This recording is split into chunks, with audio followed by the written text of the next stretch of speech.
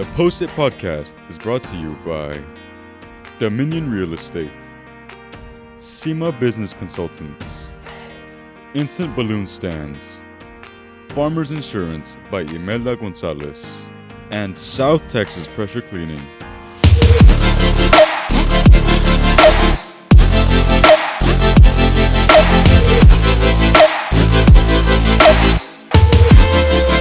Welcome back to another episode of the Post-it Podcast. I'm Cassandra Romero, and today I'm joined with Bri Alvarez. Hi, Bri. Hi, Cassie. How are you doing? Good. I'm doing good. How are you? As well. And today is a very exciting episode as we are here with our guest, Mr. Major Thomas Oakes, who has been a senior Army instructor for 24 years here at PSA Early College High School. Yes, welcome. We're so glad to have you on. It's such an honor to have you on. We see you around campus instructing our JOTC students, and it's definitely a big task. You all accomplish so many things within the different organizations you all have in the program. But let's get into your life, right? So you were born into the Army life. You live with both of your parents at various duty stations around the country. You retired from active duty in September of 1996 after 17 years of service. And then you relocated down here to the RGV. Eventually, in July of 2000, you joined the PSA Early College High School family. And you've been here ever since as a JOTC instructor. So, like I mentioned, you grew up, right, as in the military, right, with your parents or your father being in the military. So what are some of the memories that you have from your parents and moving around to different duty stations? Sure. And Cassie and Bri, thank you for having me today. It's really a privilege to be here and to be part of this activity today. I like to reflect back on my young years, although a lot of it was anecdotal because too young to remember. But I like to say that I have imprinted on my backside "Made in Japan" because I missed being born in Tokyo by 2 months. No way! My father was stationed in Tokyo, Japan in the mid-50s, and they departed Tokyo back for the United States by a cruise ship in November of '56, and I was born at Fort Dix, New Jersey, at the Army Hospital there in January of 1957. Oh, wow. So I just dated myself. But then I do remember snippets of time. My dad worked night shift a lot, and so he would get home in the wee hours of the morning, and I can remember we'd get in the car and just drive through the countryside. And I can remember seeing the commuter train going through that part of the state, going from New Jersey heading toward New York or wherever it might be. And not a whole lot of that time there at Fort Dix. We then moved from there to Camp Breckenridge, Kentucky, which was a satellite post of Fort Knox, Kentucky, and lived in Waverly, a little town outside of Camp Breckenridge. Had friends there. Remember my first encounter with a snake there. Neighbors had a barn on their property, and a bunch of the neighbor kids went over, and the owner went up and had a rake and fished a corn snake out of the rafters and laid it down on the ground and started crawling around, and that was enough. We kind of all in a hurry. Yeah. So, but then when we moved to Blackstone, Virginia, which is the little community outside of Camp Pickett, Virginia, where my dad was stationed, that's where the memories started coming more and more. I didn't consider myself a civilian per se, although I really lived a civilian life, because the majority of the kids that I went to school with and interacted with were not military family members. But I still proudly wear the title of Army Brat, which is a term you apply to someone who is the child of someone who served in the military. My time as in Blackstone, I, of course, went to school, went to church, was in Little League, and was in Cub Scouts.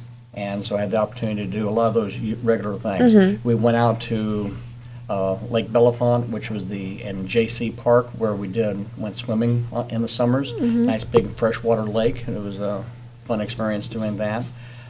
Did go on post frequently to shop when we weren't shopping in town, and to also participate in military display activities that were going on that were open to the community as well. So I had an opportunity to learn and see a little bit more about the military. But I didn't really relate as a civilian in that sense because as a child, the two pictures that I remember most from my childhood that are actually hanging on the wall in my bedroom now, is one, my baby picture with my porcupine hair, and then a picture taken probably in first or second grade when my mom had bought me a set of Army fatigue uniforms and dressed me up in it, and we took a picture and sent it to my dad when he was stationed overseas. Didn't see Dad a lot when I was growing up, just because his hours. He would be up and out of the house before I'd even be up getting ready to go to school. And then I would see him in the evenings when he'd come back home. But then my last 2 years of his career, he was stationed in France. And so it was Mom and I at home. Plus my sister lived in the community. My brother would come visit once in a while. We would interact with my dad by recording audio tapes, reel tapes, old school, and letters and things like that. Then the occasional phone call. But so we had that opportunity to interact. Dad came home finally in late 1965 and was admitted to Walter Reed Army Medical Center in Washington, D.C., where he went through some surgeries that ended up leading to his medical retirement from the Army. Once he retired, we moved from Virginia to Tucson, Arizona, which was I consider my home. We lived in Tucson from 1966 until, I lived there until 1979. My parents later than that went until they passed away. So went to finish grade school, junior high school, and college, attending the University of Arizona, where I graduated with a degree in political science with a minor in history, and as a second lieutenant in the regular Army, designated as a distinguished military graduate. So that allowed me to go on and start my military career as an Adjutant General Corps officer, which in today's parlance would be human resources. And so that was a very important job, and job I really enjoyed learning and performing, because unlike my peers in the combat arms, the fighting forces, they were training for what they would eventually have to do, although they certainly did have the opportunity to do that several times over the time I was in the military, and still do today. But I was doing my real world job every day. I would be very little difference between what I did on a daily basis in the office or in a field training environment than what I would be doing in wartime. So did that, and over the years I had a number of different assignments while I served. I started out at Fort Carson, Colorado, working in the shadow of Pikes Peak, and also Cheyenne Mountain, which is famous for the home of NORAD, which most of you would probably relate to at Christmas time, seeing the satellite images of Santa traveling across the country. And then from there went to Albuquerque, New Mexico, and worked in the Army Recruiting Command there. From there had the great, unique opportunity to be assigned to the United States Command Berlin and the Berlin Brigade in what was then West Berlin, Germany, while the Berlin Wall was still up. And one of the most awesome aspects of that tour was, you're certainly from your history, you studied airlifting. The Berlin airlift, of course, back in the 40s, so there were monuments there of that, but you'll also remember the famous speech given by President Ronald Reagan, where he said, "Mr. Gorbachev, tear down that wall." I saw it in person from about 50 yards away, along with thousands and thousands of soldiers and Berliners who were living there. So that was a very awesome experience. Yeah, definitely. The other great memory from that tour was we made a trip. We made many trips throughout Europe while we lived there, but there was a pilgrimage we went on from our Catholic parish that we served, lived and worshipped in, which was the same church that President John Kennedy worshipped in when he came to Berlin back in the early 60s. But we took several of our young kids who were going to make their first communion to the Vatican in Rome. And the day before they made their first communion, we went out into the public gathering that they have every Wednesday, the Pope's public audience. And my younger son, who was at that time 3 or 4, precocious, energetic, he's running all around. He ended up going to the front of the area right by the walkway, and our pastor was sitting there and said, "I'll hold him." Ulterior motives, as it turns out, because he's holding this cute little boy in a very standout white sweater as the Pope goes by. And my son's like this and the Pope's like this, and we have a picture of that, but what you don't see is the next part is when the Pope actually took him by the shoulders and kissed him on the cheek. Oh. Which immediately made him an icon. He was, as we were getting back on the bus, everybody was touching him. Bring back up. So, anyway, great memories from that time in Europe. Then we came back to the United States, was stationed at, with the 2nd Armored Division at Fort Hood, Texas, now Fort Cavazos. Was there during the first Gulf War. I did not serve in combat, but I did serve during the military time. I was helping to manage the home front, if you will. And then from Fort Hood, I went to Nashville, Tennessee, Music City, and commanded the Music City MEPS, the Military Entrance Processing Station, where individuals go when they're going to process into the military. They go there to take all their final tests and physicals and everything. Okay. Yeah. Then finally, from Music City, we went to Fort Huachuca, Arizona, which is located in Sierra Vista, southeast of Tucson, where I grew up, so I was close to home again. And that turned out to be my final duty assignment. While I was there, I met my current wife, and we created our blended family of 5 children. I had 2 children with my first wife before she passed away, some 30 years ago. And then my wife had 2 sons, and then together we had a daughter.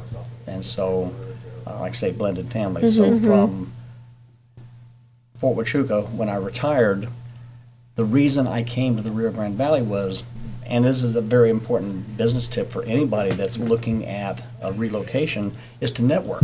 Reach out to someone you can work with. And so I wrote letters to a number of former bosses, and one of those bosses was at the time the instructor doing the same job I'm doing now at Edinburgh High School. And he let me know that there was an opportunity at La Jolla and Ed Couch Elsa. I sent in paperwork to both and ended up being invited to interview at La Jolla. And that's what brought me here. I'd never been to this part of the state. The closest I'd been was San Antonio. And so, but it was not out of the question for me to live here. It wasn't odd or anything, because growing up in Tucson, it was very strong Hispanic population there as well. Not as much as here, but it was still a Hispanic culture that I grew up in. So it was not a big transition. A little bit more so for my wife, who's from Georgia, but she's adapted quite well as well. So came here, taught 4 years at La Jolla, and then moved from La Jolla to PSJ when a vacancy became available for really one simple reason: 16 miles. It was 16 miles closer to drive from McAllen to here than it was to La Jolla. 23 miles one way every day. So that was it. That was the reason. And never looked back. And I've been very thrilled with the time that I've spent here. Yes. So you've obviously spent a lot of time here, and something made you stay, and you've made sure you've established a very successful JROTC program. What is one of the things that the JROTC is established to accomplish? Okay, the mission of JROTC is to motivate young people to become better citizens. And we do that through using seemingly military training techniques, but if you think about it, it's really a no-brainer. The instructors are retired military professionals, so it's what they know. They know military training, they know leadership, management, sound decision-making skills, things of that nature that they practice on a regular basis in their military career. So as a result, they allow us to bring that into the classroom with our curriculum. But our curriculum is not limited to just leadership and management. Our curriculum includes topics such as health and wellness, government, geography, and a variety of other related topics as well. But by having those topics available to us to teach, yes, we don't have the visible part of the uniform and the marching, but even that has a strong application to life after high school, which is what I like to say. Our whole purpose of our program is to prepare young people to take what they learn in the core curriculum and apply it in life after high school once they graduate. For example, we wear the uniform, and we tell the students, you're expected to wear it every week, and you're expected to wear it with pride. Why is wearing the uniform with pride important? Name me a job that does not require some form of uniform, whether it's at McWhataking, McDonald's, whatever, Burger King, or in a medical office, or at a convenience store, wherever, that you don't have to wear a uniform, and you're expected to wear it with pride, have it clean, looking sharp. That's what we're trying to instill when we do the uniform. So that's the purpose of that. The marching. Yeah, we use it to get people from one place to another in an orderly fashion. Of course, we don't want them bumping into each other or tripping and stumbling. But we go back to why drill and ceremonies became an important part of the Army back during the Revolutionary War. During the winter over at Valley Forge in the late 1770s, President, well, he wasn't president yet, but the commander of the Continental Army, George Washington, hired on a Prussian general by the name of Baron von Steuben, Friedrich von Steuben, who had a specialty from his military experience in Europe of marching, close order drill, moving people in an orderly fashion from one place to another. So he took a cohort of 100 men and taught them close order drill, how to be in one formation moving in a certain direction, and then on a command change into, from say a column of fours to 2 files of 2 spread across, so they're able to prepare to engage the enemy with fire, and then change positions and just keep up the fire, and then return back into their normal marching order to keep going. So obviously we're not teaching the cadets how to do that, but what he accomplished was he taught the Continental soldier self-confidence, self-discipline, the ability to follow instructions without question, and teamwork. Those sound like skills that any boss would value in the workplace. So that's why we use those skills. So that's where that military ease comes into play in what we do. Yeah, so that's very true, useful, right? Very yeah. useful, right? For anyone, right? Because those skills are definitely something that as a student you want to have, right? So that you succeed in school, and then also as you go beyond that. Exactly. Yes. And you've mentioned also the first question, what were some of your memories, right, as a child growing up in, your parents in the Army, and then eventually when you were in the Army? But then also tell us what are some memories that have left a profound impact on you as a senior Army instructor? One of the things that stands out most for me is the sense of accomplishments that the cadets display and enjoy once they have completed a very important task. And we have that task that comes around every 3 years, and it's called our JRC Program of Assessment. It's where our program is assessed by inspectors from the Department of the Army to help identify how our program is coming along. How well do the students understand the curriculum?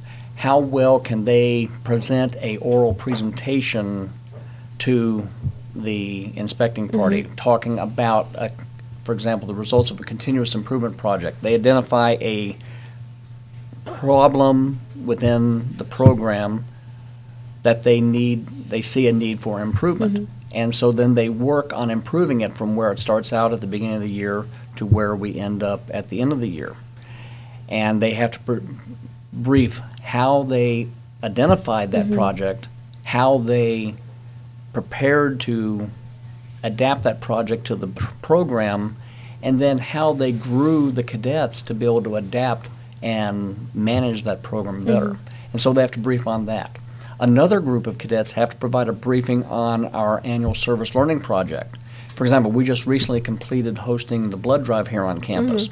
Our cadets were involved in planning for that and helping to make sure that it was well publicized, going out and asking people to come on in and donate. Yeah, we've definitely seen that in class, and then also just even going to the cafeteria that day and asking for additional people to come. And sign of great success on that, we had 150 donations of blood that day, which will make the difference in the lives of up to 450 people.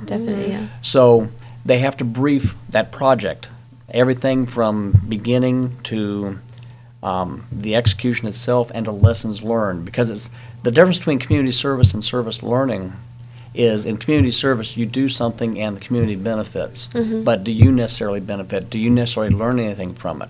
Whereas in service learning there's the preparation phase where you plan the activity and select the activity that you're going to do. Then there is the execution phase where you actually do the project, But then there's the final part, which is the reflection phase, and you reflect on the entire project. We have the cadets keep a learning log as they go day by day, week by week through the project, and then they bring those thoughts back together and come up with a final report on what they experienced, what they learned, how they benefited as an individual participating in helping the community, and then what identifying things that we can do to improve in the future.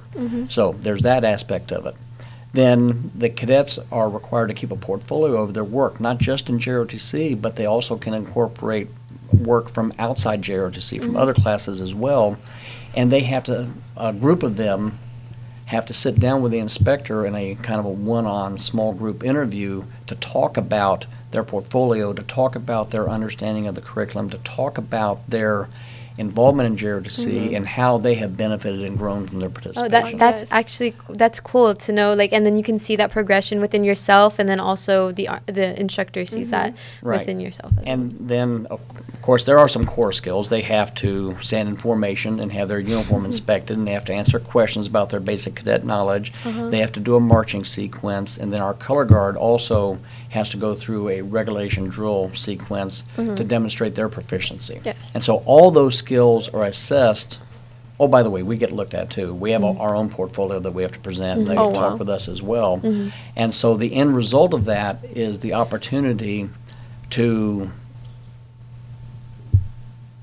earn a recognition at the end of it if we score high enough. And the program has to earn at least 96% on this project out of 600 possible points that are awarded in order to be designated as an honor unit with distinction by the United States Army. And we have been very fortunate, have been blessed in the last 3 iterations now to be identified as an honor unit with distinction.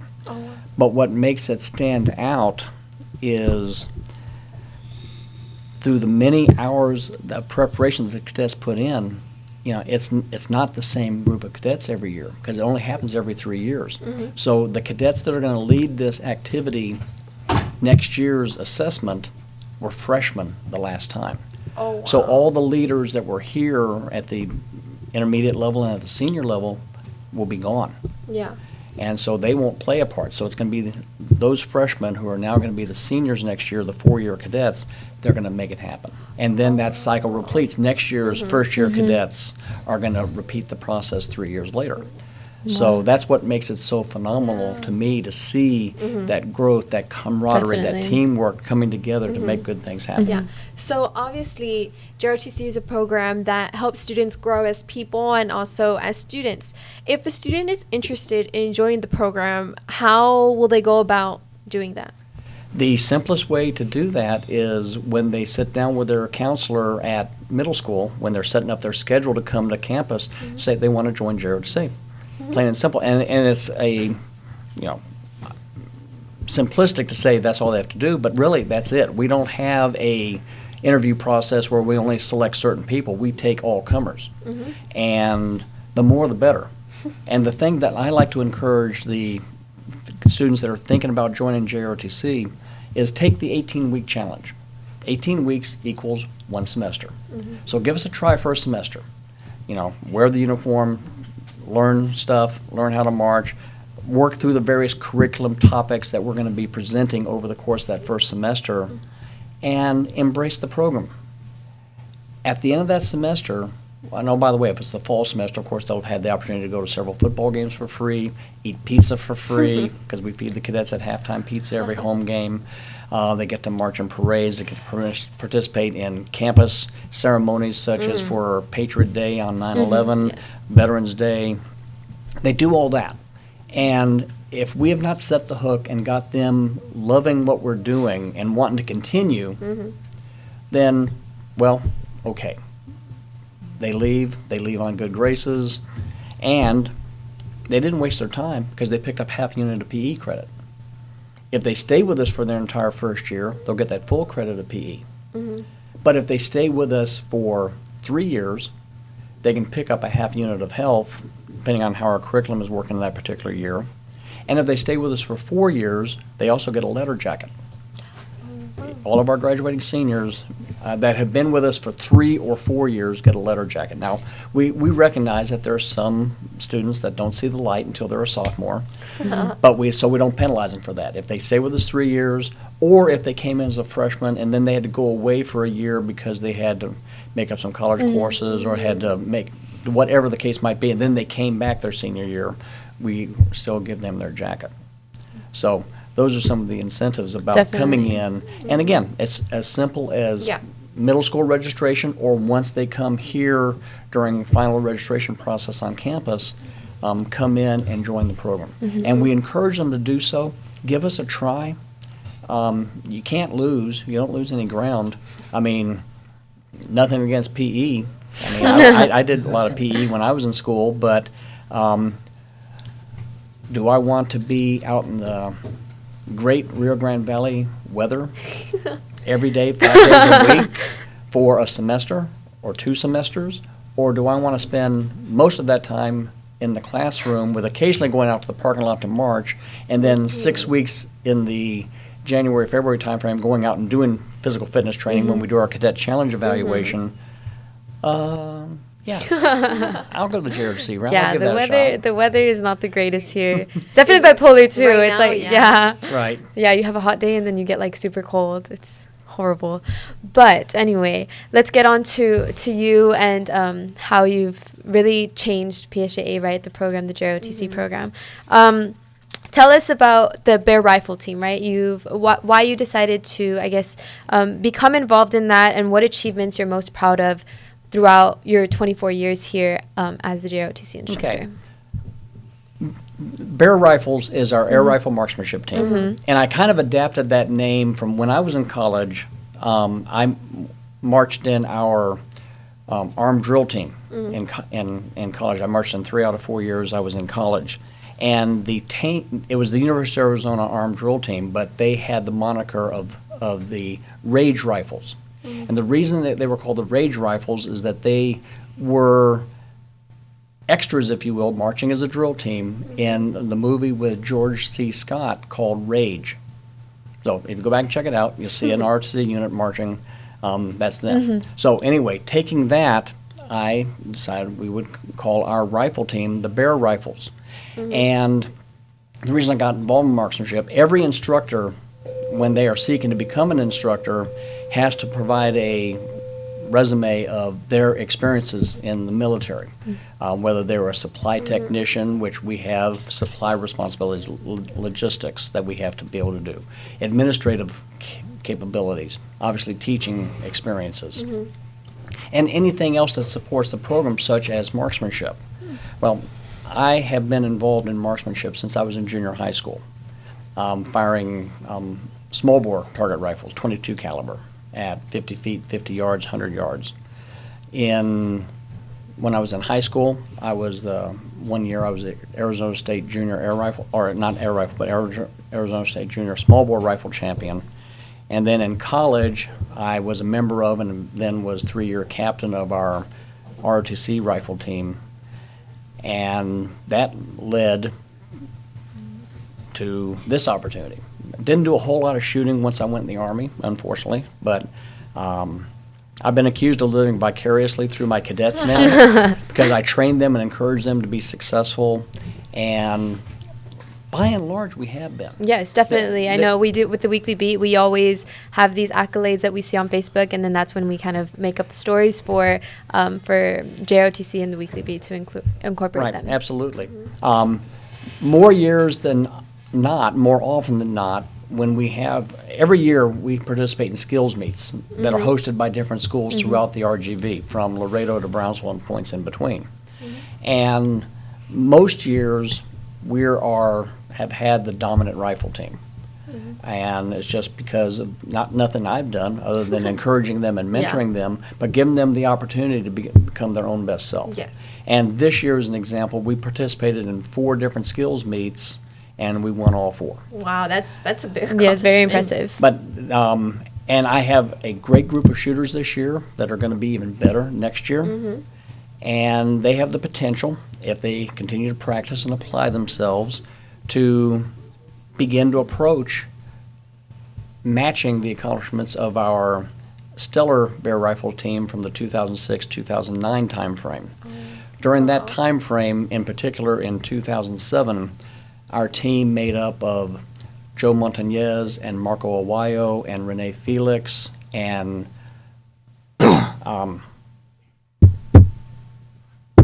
Luis Raya set several team and individual national records. Wow. And went in several different national level competitions, had top 3 regional and national finishes, to include winning the Army Marksmanship sponsored Junior Air Rifle Championship at Fort Benning, Georgia that year. Also competing in and finishing second place in the Daisy JC Air Rifle National Championship, and also some high individual placements. And the team standout event that year was competing in the NRA Junior Air Rifle Summit Championship held on the grounds of the University of Akron in Akron, Ohio, where the team not only won the team gold medal, but also had the individual gold medalist, and the 4 shooters all finished in the top 10 and were designated as All-Americans that year. Wow. So then of those 4 shooters, 2 went on to the American Legion National Championship in Colorado Springs later that summer. Marco Aguayo ended up finishing second in the nation, and Joe Montañez 4th in the nation, out of the field of 15 at that tournament. But that field of 15 came from an original field of approximately 1,500 nationwide, Yeah. and they had to compete through 2 qualifying rounds to get invited to go to the national championship. So they distinguished themselves quite well. Yeah. And in fact, Marco missed the gold medal by less than half a point. Oh, wow. So it was very tight competition. So they have distinguished them. We have a very positive reputation with the bear rifles here in the valley. Definitely. And it's not that they're feared, it's just, you know. Bear pride. They're Bear too pride, good. They're that's too it. good. Yes, They're bear good. pride. Bear pride. So obviously you've taught a bunch of amazing students, whether it's through being a coach or being a mentor and instructor. What is something that your students have taught you in turn? I have learned increased patience. I've learned a greater appreciation for them and their background and their heritage. You know, over the years, I don't have an exact count, but in the 28 years I've taught, I would say it's easy to say that I have touched the lives of well over 3,000 students during that time. And I mean, that's in and of itself is no great claim. I mean, any teacher on this campus can say that that's been around for a while. But to have the opportunity to interact with them and to learn more about them has helped me to become a better man, a better person, and, you know, and strengthen my sense of being humble, of humility, because I see it in them and their humble upbringings and their willingness to try different things. These youngsters that I have the privilege to work with, along with my fellow Army instructor, Chief Jesus Amaya Rangel, they show a tremendous tenacity and a desire to be successful in their endeavors. Yes. And that is been a remarkable standout in my experience. I'm sure inspiring Yes. too, right? Absolutely, Yeah, definitely. absolutely. Definitely. So, tell us any advice you would give to someone who's considering a career in the military. Do it. And that, I know that's the short answer, but no, it's I would tell them to be sure of what they want to do. You know, obviously they have to take and prepare in advance to take the Armed Service Vocational Aptitude Battery, which is the military's version of the college ACT or SAT. Oh. And you can find the preparation for that in McInvia. We have that right in our library. Oh, wow. You can go online Resources. and take the ASVAB prep there, so that it's something you're familiar with. You know, back long ago, far away in another century, when I went to school, we had more exposure to more things on a regular basis, be it electronics or wood shop or auto mechanics or whatever. Not that they're not here now, but we have so fewer opportunities for taking classes that are not part of the core. So, so it was just second nature, with my dad growing up, Yeah. he'd take me fishing. He would, we'd go out in the woods and plant peanuts, or not peanut, but pumpkin seeds and then go back and water them to make them grow so there'd be something for the deer to munch on when they had a chance. Visiting family and seeing how they grew up on the farm with the farm implements they had. So I knew which end of a hoe was which, and I knew how to use a plane, wood plane, things like that. So when I take the ASVAB, although I didn't have to take it to become an officer, but I did take it as part of my time in recruiting command to understand what the prospects had to do. I did relatively well on it. By preparation and study, anyone can do well. But the important thing about the ASVAB is you don't have to max it to get a good job. You have to be proficient in certain areas. And I mean, the more areas you're proficient, the more opportunities you have, of course. But by taking the ASVAB, taking it seriously, and being prepared, get that best score. And then based on that best score, go through then the career assessment that goes along with it. Because the purpose of the career exploration program that's tied to the ASVAB is you answer some questions about your likes and dislikes, what it is that you like to do. Do you want more education? Do you want it to be formal college education? Do you want it to be vocational education? What do you like? Do you like being outdoors? Do you prefer being indoors? Do you like working with your hands? Do you like working with electronics? Do you enjoy being behind the camera? Whatever it might be. And doing those things and knowing that and then matching that against the results of the ASVAB test itself will help identify a career path for you. When we do the ASVAB, I'm hoping we're going to do another session sometime in May in between all the AP exams for the seniors. When I make my announcements to promote it, I say, hey, if you know what you want to do in life after high school, great. But take the ASVAB anyway and confirm that you made the right choice, because there might be an even better choice for you out there. By the same token, if you don't have a clue what you're going to do in life after high school, Take the test. the test can help you identify what that might be. And even if you don't end up going in the military, by having those test scores and a direction, okay, so you go to vocational school or you go to college. But in any event, once you get to that point, then, if you're open to national service, serving in the military, absolutely nothing wrong with doing that. Our nation needs its young men and women to step up and help preserve our democracy and our freedom as the greatest country in the world. Whatever branch in the military, they're going to train you to become a soldier, sailor, airman, Marine, guardian in the Space Force. They're going to train you to become a truck driver, a welder, a nuclear power plant operator, which one of our cadets from last year, Kayla Flores, is currently at the Navy's nuclear school, learning how to do stuff with nuclear power. They're going to train you, they're going to pay for your training, and they're going to pay you while you're getting trained. Wow. And then they're going to give you the opportunity to do hands-on work in your workplace once you finish your training and you go to where you're going to go. An example I like to cite is the Army nursing program.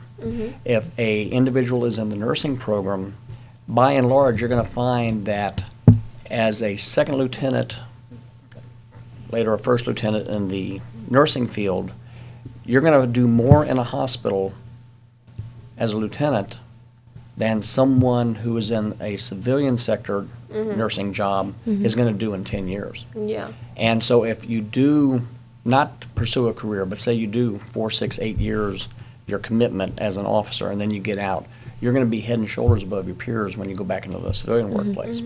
But if you stay for a career and serve 20 years, 25 years, 30 years, had I served a full 30-year career, which was my aspiration. I knew I wanted to be an Army officer since I was in 4th grade. And it's not because my father was a non-commissioned officer and not because he had previously been a commissioned officer at one time. It was just, I saw his life, and it made a positive impression on me. Yeah. My parents didn't tell me this is what you're going to do. Yeah. It just, the door was open for me, and so I took advantage of it, and I have no regrets. I never looked back. But if you served that time, had I done 30 years, I would have retired at age 52 with a full career and a full pension. Just because the military was being made smaller and there was less need for a lot of people to be in the military. That's why I ended up taking early retirement at a little after 17 years. So I retired at age 39 instead of 55 or 52. But it allowed me now to go into a second career, which I've enjoyed very much. Yes. But even if I retired at 52, I still was young enough to pursue a second career. So absolutely no reason not to consider going that route. And even if you don't want to do the career, you want to just get the training and serve your initial commitment of 4 years, 5 years, 6 years. And then you say, okay, it's been fun, but it's not been real fun. I'm ready to get out and apply my trade in the civilian sector. Go for it. Absolutely go for it. Because the country will still benefit from you and the skills that you learned, and plus the sense of self-discipline and pride and personal responsibility and daily effort that you bring to the workplace. Yes, definitely. And as we finish off today's episode, we want to recognize the profound impact that you have left in our community and our school. And we want to ask you, as being part of the Bear family, what legacy do you wish to leave behind as you embark on this new chapter of your life? Well, I appreciate you asking me that. I trust that the program will continue to be strong and will continue to flourish. As I reflect back on a total of 45 years of public service, my 17 years in the military, my 28 years in the Army, and as the senior Army instructor here at PSJ High, it has been a tremendous, awesome experience. Have there been the downsides? Of course, but you have that in life always. But the opportunity to serve has been a tremendous personal privilege that I am extremely proud of, very happy to have had the opportunity to do.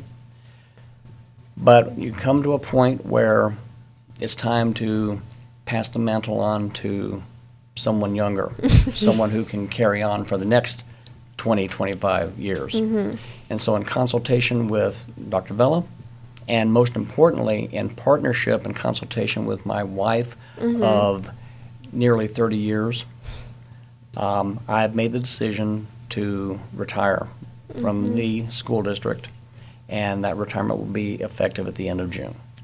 And so I look forward to my life in retirement. I look forward to spending more time with my wife. In fact, we're going to kick it off. This was already planned long before I even decided to retire this year.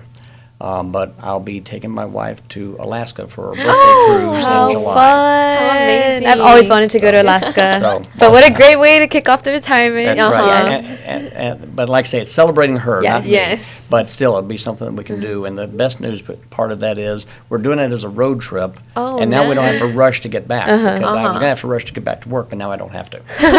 But again, no, I have thoroughly enjoyed my time. The leadership and mentorship I've received from any number of principals, both at La Jolla and here at PSJA. I'm not even going to begin to name names because I'll forget someone. But every experience I've had with the leaders and with my fellow instructors throughout the JROTC programs in the Valley and throughout the country that I've met with, and with my fellow teachers here on campus, has been absolutely remarkable. But the best part of it has been interacting with my cadets and with young people like the two of you. Thank and I you. consider myself blessed to have had this opportunity, and I pray that your lives will be full of great joy and Thank happiness you. in the future, and that blessing will be extended to all of our students Thank here you. at Bears. We wish the same for you. Yes, we wish the same for you, and we wish you the happiest Retirement. retirement. Have fun, enjoy it, relax, because you definitely deserve it, and do whatever your heart desires, right? In this time that you have, we're so blessed to have you on, and you know, as your time here comes to an end at Bears, my time comes to an end here, so we kind of share that in common. So I kind of get what you're feeling right now. But once again, I speak on behalf of everyone here at PSJ Early College High School. We can't thank you enough for all that you've done for not only the campus, but for the JOTC program. And it was such an honor to have you on. I'm sure Bri feels the exact same way. So thank you so much. And we hope you all enjoyed this episode. Thank you for joining us and learning a little bit more about Major Oaks here, who's a very important person on campus. Make sure to join us on our next episode, and go Bears. This posted podcast was brought to you by Dominion Real Estate, SEMA Business Consultants, Instant Balloon Stands, Farmers Insurance by Imelda Gonzalez, and South Texas Pressure Cleaning.